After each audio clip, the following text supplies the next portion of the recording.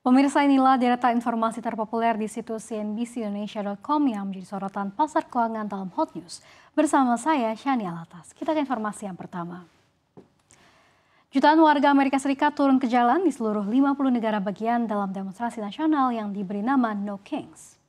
Boneka balon bergambar Presiden AS Donald Trump melayang di atas kerumunan yang berbaris dalam aksi protes No Kings terhadap kebijakan Presiden Amerika Serikat Donald Trump di luar balai kota Los Angeles, California, Amerika Serikat. Aksi ini ditujukan untuk menentang kebijakan Presiden Donald Trump serta memprotes shutdown federal yang telah memasuki hari ke-18.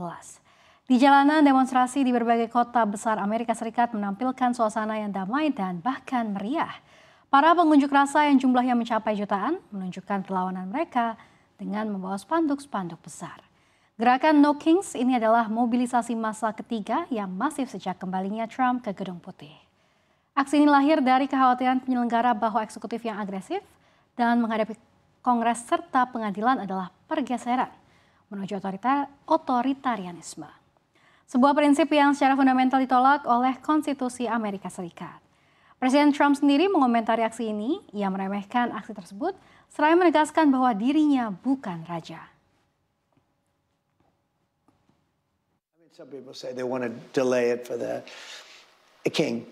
This is more not a than king. You know, they're referring to me as a king. I'm not a king. Right. Kita ke hot news yang berikutnya. Militer Israel meluncurkan aksi keji serangan udara ke Rafah, selatan Gaza, meski gencatan senjata telah berlangsung. Israel terus menyalahkan Hamas yang dianggap melanggar gencatan senjata.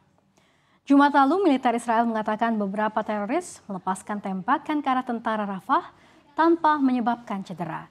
Di hari yang sama, militer kemudian menyerang kelompok yang sedang mendekati pasukan di Han Yunis. Mereka mengatakan bakal terus beroperasi untuk menghilangkan ancaman langsung. Pemerintah Israel dan Hamas saling menuduh atas pelanggaran gencatan senjata selama berhari-hari. Israel mengatakan bahwa perlintasan perbatasan Rafah dan Gaza dan Mesir akan tetap ditutup hingga pemberitahuan lebih lanjut.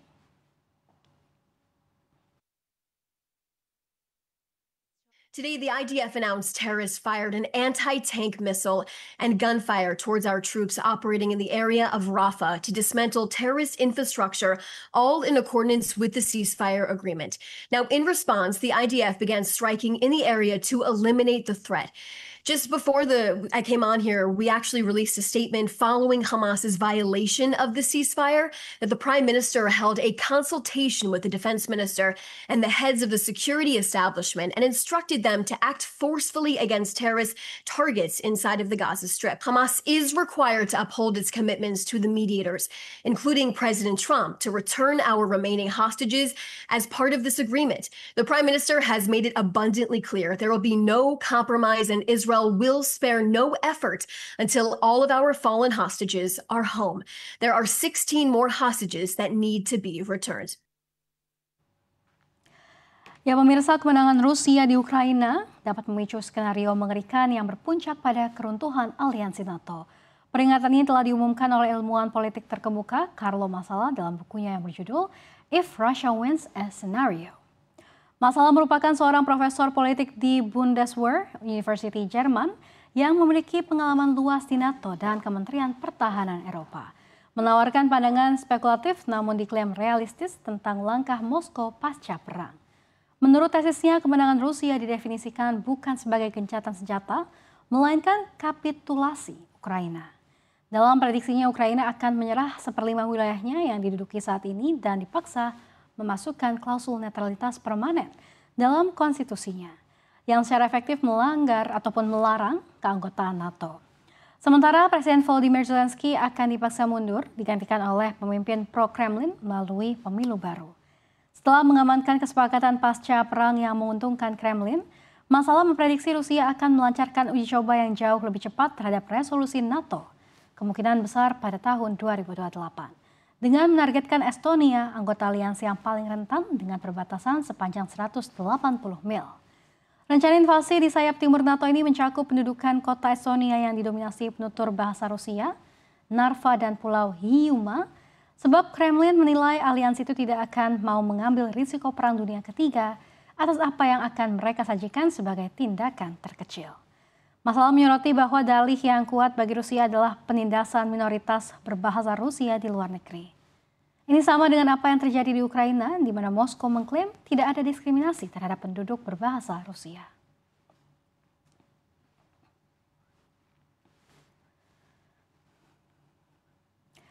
Kita beralih ke hot news yang terakhir. Ancaman gempa megatrust di Indonesia makin mencuat sejak tahun lalu. Pasalnya Indonesia berada di jalur cincin api Pasifik atau Ring of Fire yang memiliki 13 segmen megatrust. Salah satu segmen megatrust yang paling mengancam di Indonesia yaitu di wilayah selatan Jawa yang dampaknya dapat memanjang hingga Selat Sunda. Selain itu ada segmen Egano di Sumatera yang juga dampaknya bisa memanjang ke Selat Sunda.